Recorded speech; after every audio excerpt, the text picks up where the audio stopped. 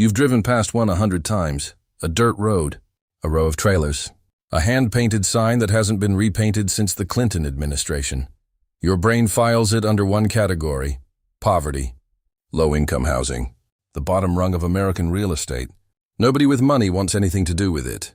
Here's the number that should make you sit up. Blackstone wants it. Carlyle wants it. A Singaporean sovereign wealth fund wants it. Warren Buffett has been quietly buying pieces of this exact market since 2003. The same asset class you drive past without a second thought is being fought over by some of the most sophisticated capital on the planet. So what does Wall Street see in a dirt lot with a trailer on it that you don't? Why can a park that sold for $7.1 million turn around and sell again for $15 million just 10 months later without building a single new structure?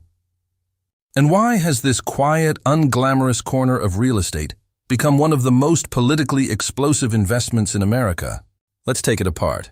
Picture the pitch a broker never actually has to make because everyone assumes they already understand it. You buy the land. You put trailers on it.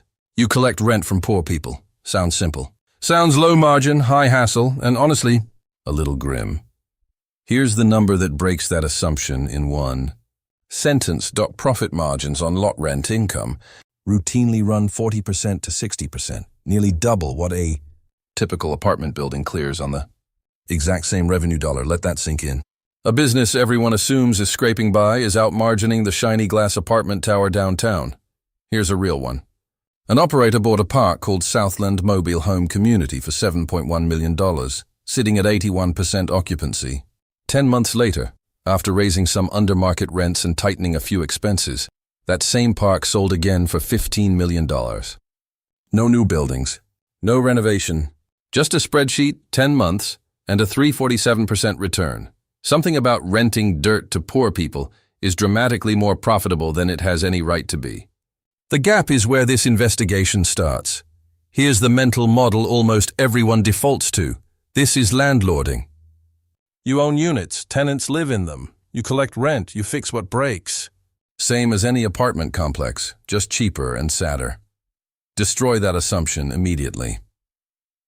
In the overwhelming majority of these deals, the owner doesn't own the homes at all.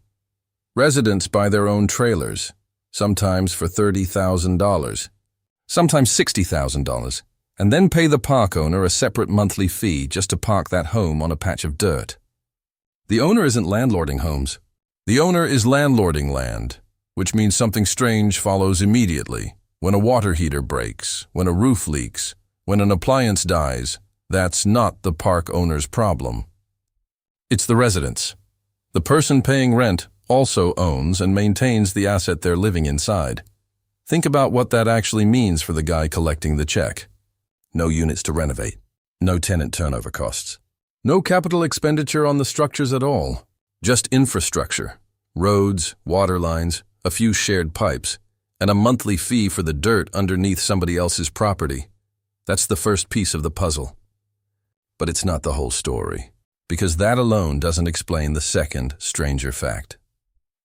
The obvious formula: number of occupied lots times monthly rent equals revenue. 50 lots at $500 a month is $300,000 a year. Simple spreadsheet, same as any landlord's. Rent has been climbing too. The national average lot rent crossed $554 a month in 2025, rising faster than general inflation. So the story writes itself. Demand for cheap housing goes up, rents follow, owners get richer. Straightforward supply and demand, except that story has a hole in it.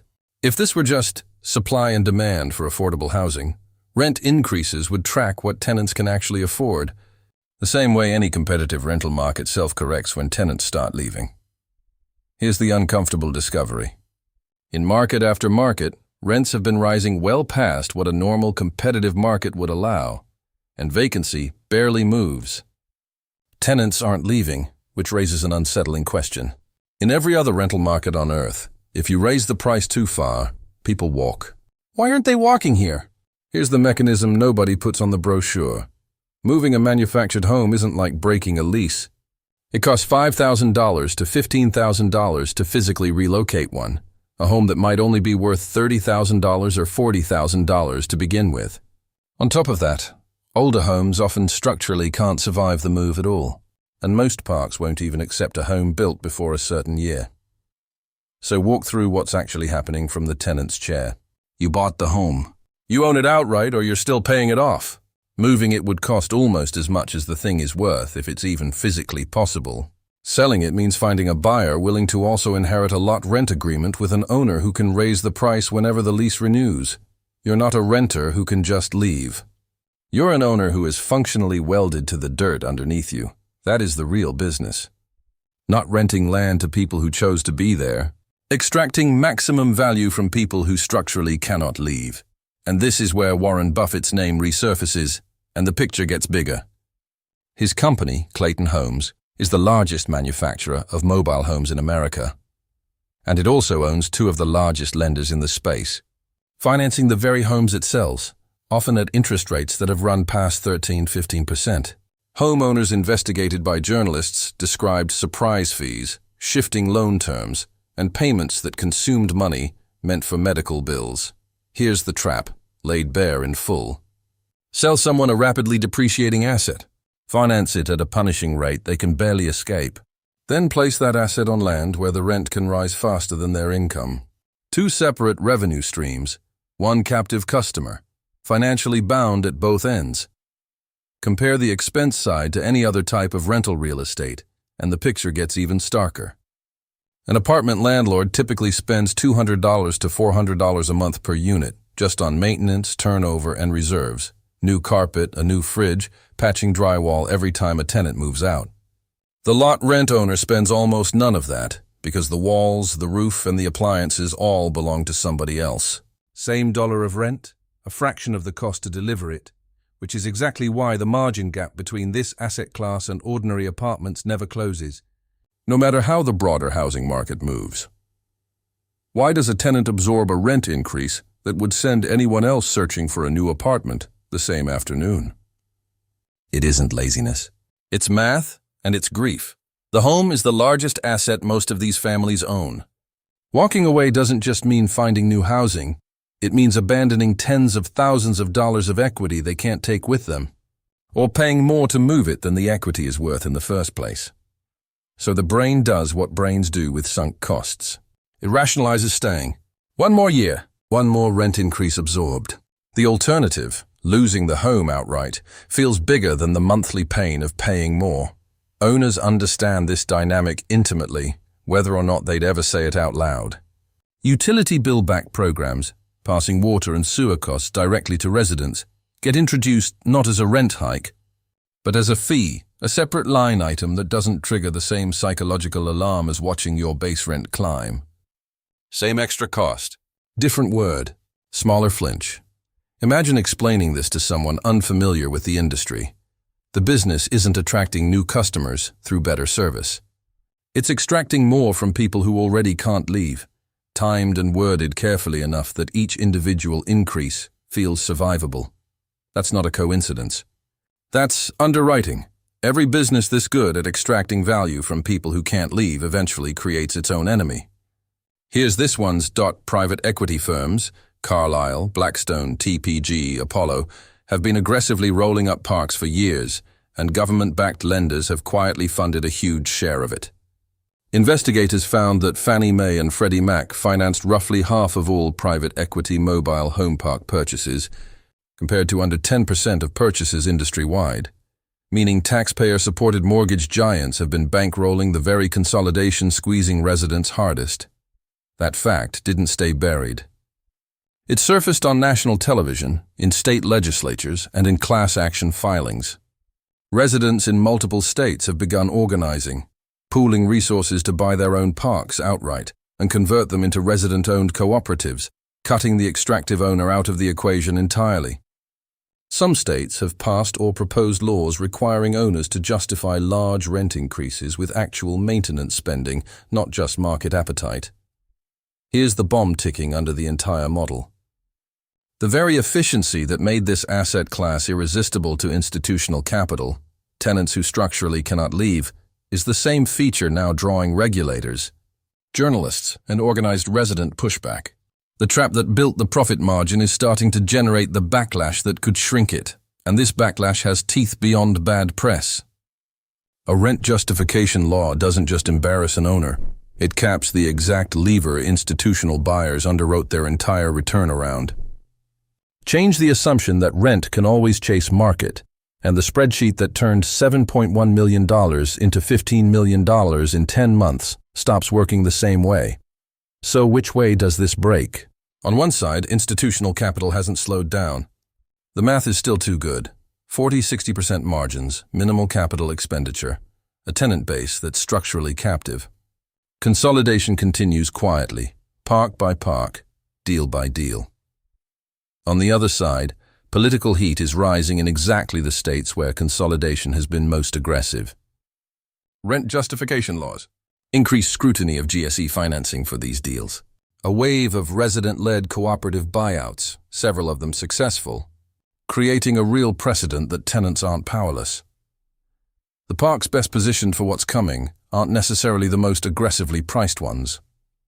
They're the ones with clean legal footing, transparent fee structures, and rents that track local wages closely enough to avoid becoming the next headline. The parks worst positioned are the ones betting that no one in government will ever look closely at how the rent kept climbing while the roads kept crumbling. The next 5 years won't just decide who owns these parks. They'll decide whether trapped tenant economics survives as a viable strategy at all, or gets legislated into extinction one state at a time. Picture two versions of the same 50-lot park. Path 1. The old-school independent owner bought the park 20 years ago with a regional bank loan, raises rent modestly, in line with local wages, because he actually knows half his tenants by name. Margins sit closer to 30–40%. Slower growth, slower returns, but almost no political target on his back. And tenants who stay for decades because leaving was never the alternative they were quietly nudged toward. Path 2. The institutional roll-up. Bought 18 months ago with GSE-backed financing at a low cap rate, betting on rapid rent normalization to market levels. Introduces utility billbacks in year 1. Raises lot rent toward the metro average as fast as legally possible, extracting the maximum the captive tenant base can structurally bear. Margins push toward 55–60%. Cash-on-cash returns in the double digits until a state legislature, a journalist, or an organized tenant association starts asking uncomfortable questions about exactly how that growth got financed. Same dirt, same trailers, same captive tenants. One owner is optimizing for a decade of stability. The other is optimizing for the fastest possible extraction before the regulatory window closes. So go back to that dirt road. That row of trailers, that hand-painted sign, it was never really about housing. It's a business built on a structural trap. Most tenants don't even realize they've walked in to sell someone an asset that depreciates the moment they buy it, place that asset somewhere it's financially impossible to relocate, and then set the price of staying at whatever the market and the desperation will bear. The homes are the bait. The immobility is the business. And the next chapter of this story isn't going to be written by another private equity fund finding a clever new fee to bill back. It's going to be written by state legislatures, resident cooperatives, and journalists finally asking the question institutional capital hoped nobody would ask out loud. What happens to a business model built entirely on the fact that its customers can't leave, the moment someone makes it possible for them to? Next time you drive past that dirt road and that hand-painted sign, you won't just see a trailer park. You'll see exactly how much profit can be extracted from the simple, quiet fact that some people have nowhere else to go.